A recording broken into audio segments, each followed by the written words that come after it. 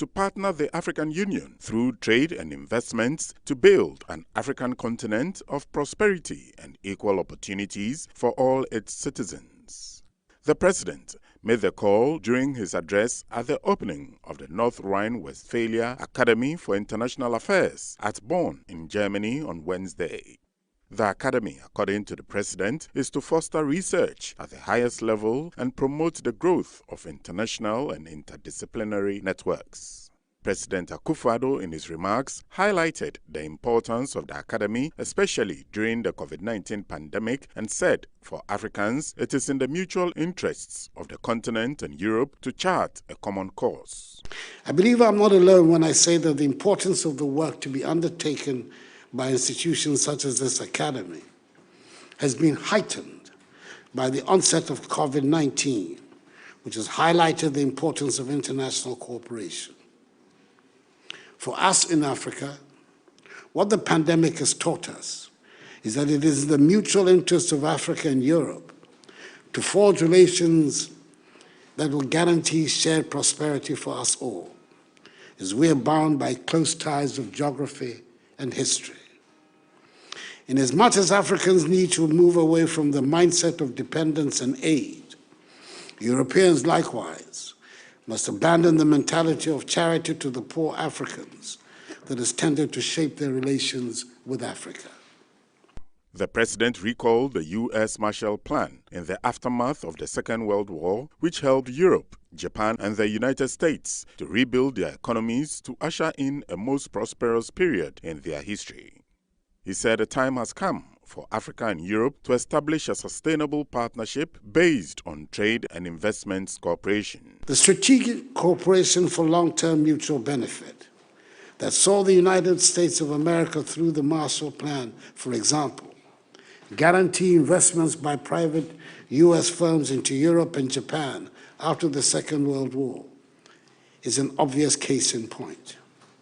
This cooperation not only helped Europe and Japan rebuild their economies after the devastation of the Second World War, but also enabled them become viable partners in the global trade system, which ushered in prosperity among them to levels never before experienced in their respective histories.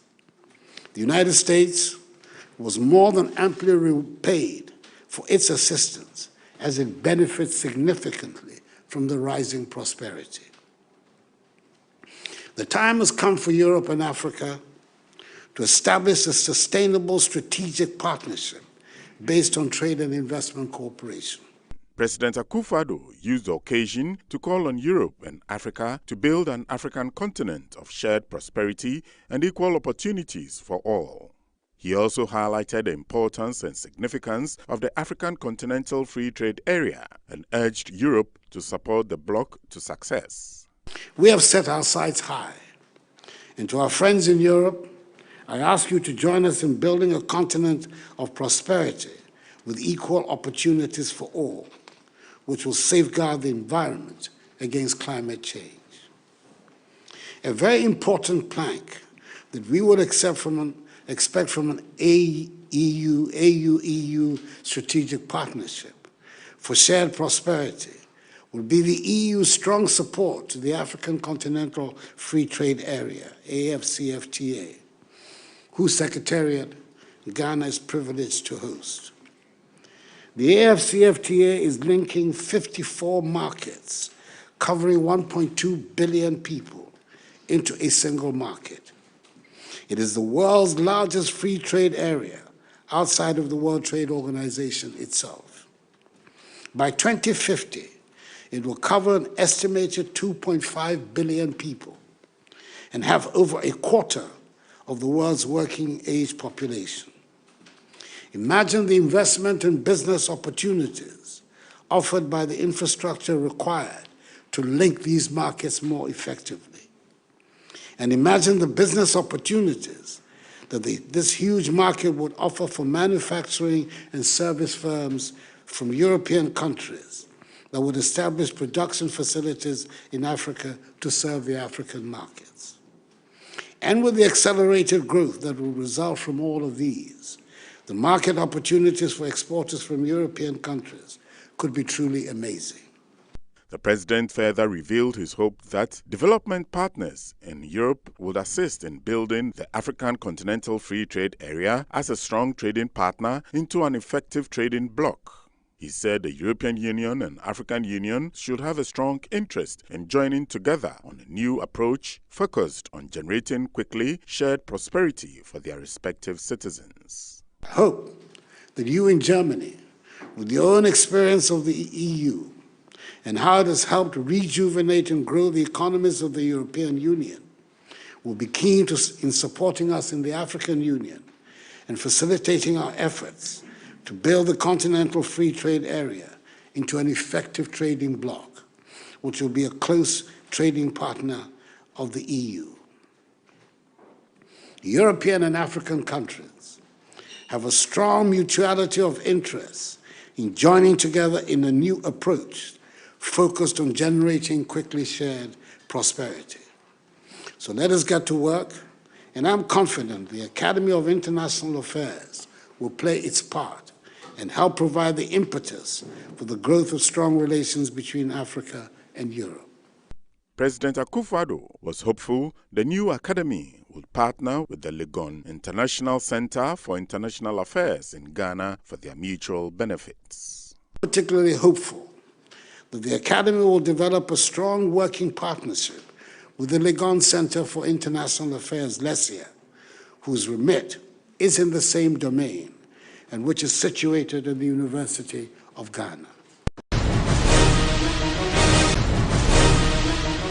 The Vice President, Dr. Mahmoud Bawumia, has launched a multi-agency initiative designed to increase domestic revenue mobilization, broaden the tax net, and ensure compliance with tax obligations. Known as the Revenue Assurance and Compliance Enforcement RACE, the initiative is envisioned as a major effort to block leakages and raise domestic revenue mobilization in order to address the economic challenges arising from the COVID-19 pandemic, and fits into President Akufo-Addo's determination to seek fiscal sovereignty for Ghana beyond aid. Speaking at the launch in Accra on Wednesday, Vice President Bawumia expressed confidence that RACE would help raise the contribution of domestic revenue mobilization to GDP. As the last line of defense in revenue mobilization, RACE is expected to identify and eliminate revenue leakages while reinforcing the culture of compliance, especially in areas such as petroleum bunkering, gold and minerals export, port operations, transit goods, warehousing, and free zones operations. My understanding is that the key strategies that are being rolled out will target those major potential taxpayers who are now non-tax compliant. The effectiveness of the RACE initiative depends on the ability to leverage on technology and to integrate the rich databases from the Ghana card, the TIN, digital address system, passport, and DVLA databases, amongst others. The timing of the implementation of the RACE initiative rides on the back of the integration of the diverse databases now available for planning purposes. The Vice President also commended the Ministry of Finance and its agencies for the design and implementation of RACE. We expect RACE will power the efforts of government to stay the course in terms of economic targets and to return the economy to the path of fiscal sustainability by 2024. Reminding the Guineans of various interventions rolled out by governments at the height of the COVID-19 crisis, Dr. Bawumia indicated that government's ability to continue with some of the social interventions and much-needed support to the private sector depends on our ability to accelerate our domestic revenue mobilization. That overall tax compliance from personal income to corporate profit taxes remains low. Ladies and gentlemen, non-compliance means the public purse is denied significant amounts of revenue. Moreover, tax avoidance and tax evasion schemes undermine public trust in the integrity and fairness of the tax system. Together, they create huge revenue gaps between what is due the public purse and what is actually collected. Dr. Bawumia used the occasion to urge officials of the Ghana Revenue Authority to design and implement a modified taxation system for the large informal sector of Ghana's economy in order to make it easier for them to fulfill their tax obligations to the state. This group includes most of our market women and artisans in the informal sector. For this group of citizens, the issue is not whether their tax evasion is not with their tax evasion or tax avoidance, and their non-compliance may have more to do with their tax education and how assessment and collections are enforced. Let us find simpler ways to encourage tax compliance at this basic level. The police administration has set up a new state-of-the-art traffic monitoring and surveillance center at the national headquarters to monitor traffic situations in the country. The center, which is managed by the Motor Traffic and Transport Department of the Ghana Police Service, conducts traffic monitoring and surveillance throughout the country with the help of special closed-circuit television cameras called intelligence video surveillance, which are installed at various intersections, vital installations, and highways across the country. The center will check impunity and indiscipline on roads across the country, according to the MTTD. The Director General of the MTTD, Deputy Commissioner of Police Francis Abuaji-Nyako, at a media briefing on Wednesday, advised drivers to comply with traffic regulations so as not to fall foul of the law, as the activities will be captured at the surveillance center. He said so far, 250 drivers were being prosecuted for violating road traffic regulations within the past 2 weeks. The number includes 31 drivers arrested on Tuesday at the Underbridge intersection on the Spintex Road and 40 for similar offences at Doenya and Tema, among others, who were fined 960 Ghana cedis each. DCOP Abuaji-Nyako said the arrest and prosecution followed the deployment of motor traffic and accident monitoring teams and the surveillance center by the MTTD. He explained that the surveillance was a program under the new police administration to make sure indiscipline on the roads was reduced. The system, which captures road networks throughout the country, will help the MTTD to monitor the level of indiscipline on the roads by prosecuting offenders who decide not to comply with road regulations. The Director General said immediately an offense was detected, the jurisdiction will be notified and the offender will be arrested and prosecuted. This project has come at an opportune time because of what is happening on our roads currently, just here and there. So this morning we want the press to know that we have such a project, and this project is going to help the Motor Traffic and Transport Department to monitor that level of indiscipline on our roads. The essence of this project is that it captures the road network within the country. When an offense is committed, it is immediately detected, and the jurisdiction in which that offense was committed is notified, and immediately the person is apprehended. It is going to help us clear the roads of miscreants who have decided not to comply with the Road Traffic Act. We are sending also a warning to drivers on our roads that this time round, wherever you are, you'll be nipped in the bud. For the surveillance center is so monumental in such a way that whatever you do on the road that affects or that goes contrary to the road traffic regulation you'll be arrested. Superintendent of Police, Dr. Samuel Sasu-Mensah, a director of the MTTD, said the monitoring system was on major roads and intersections in all 18 police regions across the country.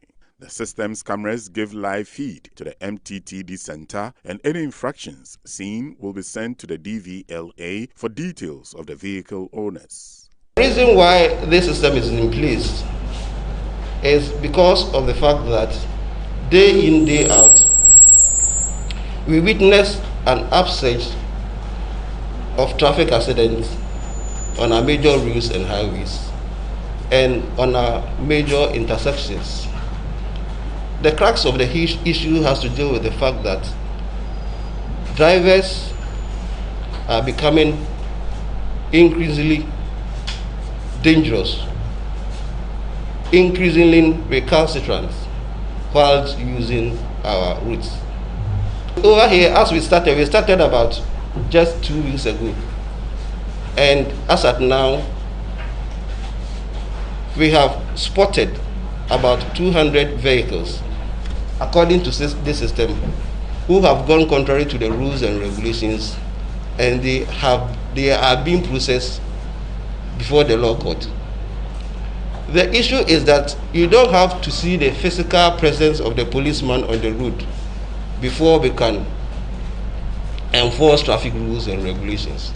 Chief Inspector Joseph Zanu, General Supervisor of the system, said it had special cameras with security features which captured infractions as soon as they were made, explaining that there were agents at key points who will take snapshots and videos of cars as evidence. These are not the ordinary CCTV cameras we know about. They are cameras that have special security features that makes us able to capture the offenders as soon as possible. What it means is that as soon as someone commits an offense, the agent you see here takes a snapshot of the offender, looking at the car make, the registration number, and the color. Having taken the shot, he goes ahead to take a video, a very short video of the offender's car. So this could be tendered in evidence at a law court. Now, what happens is this. Once we are done with those details, we have the system also recording 24/7, such that wherever you started your journey, once our cameras are looking at you, we are able to play back what happened when you drive on our way.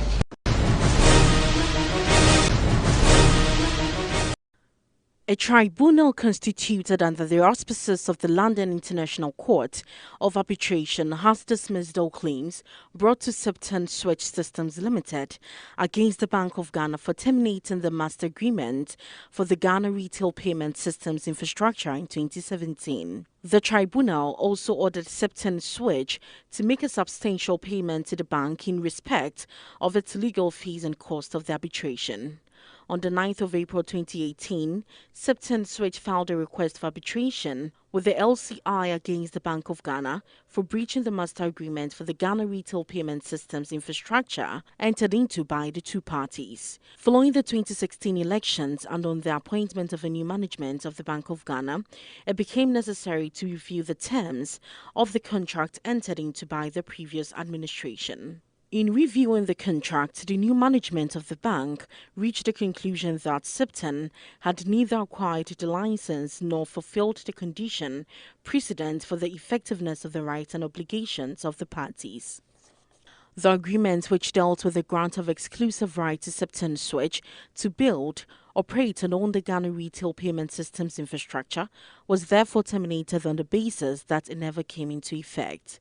The claimant, Septon Switch, went to the LCIA seeking relief in the sum of $478 million from the respondent Bank of Ghana. A statement from the Bank of Ghana said the contract awarded to Septon Switch was one-sided in favor of the Septon Switch and was severely detrimental to the interest of the Bank of Ghana. For example, the Public Procurement Authority approval for the project provided that the Bank of Ghana's maximum liability was to be 300,000 Ghana cedis. Contrary to this approval, the corruptly procured contract with Septon Switch provided that the Bank of Ghana had a huge potential liability of $478 million. In addition, the tender price of Septon Switch was more than 33 times more expensive than the next most expensive bid.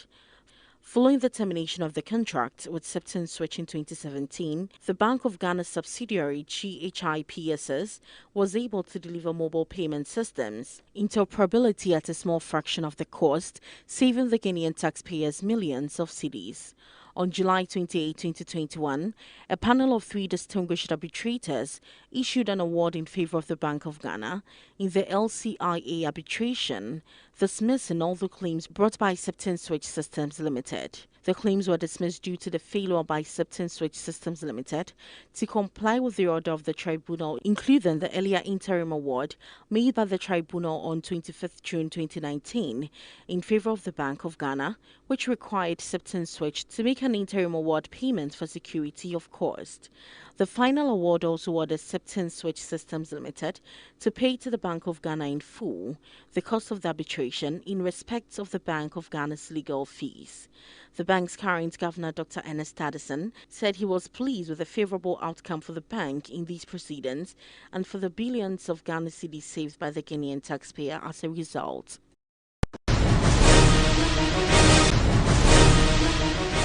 The Ministry of Finance and the Commissioner General of the Ghana Revenue Authority, working with the Economic Management Team, have initiated work on a mobile application for the filing of taxes, the Vice President, Alhaji Dr. Mahamudu Bawumia, has revealed. This is part of measures being made to make tax compliance and enforcement easier and increase the contribution of domestic revenue to the nation's gross domestic product. Dr. Bawumia made the disclosure in Accra on Wednesday at the launch of the Revenue Assurance and Compliance Enforcement Initiative, RACE. I'm happy to say that the mobile application for the simplified filing of taxes should be ready by October this year. And the idea that the Minister of Finance has tasked the software engineers to do is basically to design a very simple application on your mobile phone so that you just input 1 or 2 pieces of information and it will automatically calculate your tax that is due, and you can go ahead and pay and get a receipt automatically. It's that simple, and this we expect to roll out by October, to finish by October, and hopefully we'll be rolling it out from the January 2022. He said a recent study by the World Bank in November 2020 has shed more light on the startling gap between what is due the public purse and what is actually collected, with the total corporate tax gap equivalent to between 9.4% and 12.6% of GDP. A VAT compliance gap of 39.3% of total VAT revenue, import tax duty gap of 32.5% of tax revenue, and potential tax revenues from sole proprietors who usually operate in the informal sector amounting to 12.6% of GDP. We need to remind ourselves that government's ability to extend much-needed support to Ghanaians during this COVID pandemic owes a lot to the prudent management of the economy in the 3 years leading to the pandemic, and government's ability to continue with some of the social interventions and much-needed support to the private sector depends on our ability to accelerate our domestic revenue mobilization. The unfortunate reality is that our progress in domestic revenue mobilization could have been better than what we have now. The reasons: the commitment to paying taxes is low, some tax laws are complex and do not encourage compliance. There is also a school of thought that those who must enforce compliance are not without blame. Our challenges are in enforcement and compliance. Government, the Vice President stressed, will continue to take proactive measures to broaden the tax base and make it easier for individuals and businesses to fulfill their obligations without major stress. A simplified flat tax payment system will provide the basis of data building at the ground level as a first step to formalizing the large segment of the informal economy. It will surely increase compliance and reduce the perception of heavy-handedness in enforcement.